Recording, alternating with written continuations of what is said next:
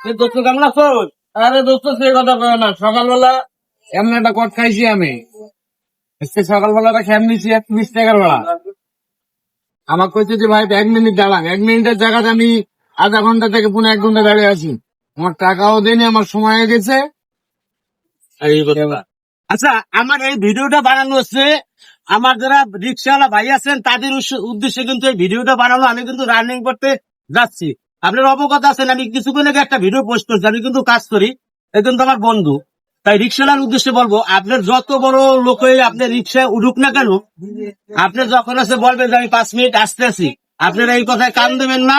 আপনারা অবশ্যই ভাড়াটা নিয়ে নেবেন। এভাবেই কিন্তু মানুষের বিপদে পড়ে, বিশেষ করে রিক্সা যারা আছে তারা বিপদে কিন্তু এভাবে পড়ে। দেখেন আজকে কিন্তু ওনার দিনটা টানা, আমার বন্ধুর কিন্তু দিনটা টানা। আর আমার এই কথাগুলো যদি ভালো লেগে থাকে, দয়া করে ভিডিওটা শেয়ার করে সবাইকে জানিয়ে দেবেন। বিশেষ করে রিক্সাওয়ালা ভাইরা ভিডিওটা শেয়ার করবেন। সবাইকে ধন্যবাদ। আর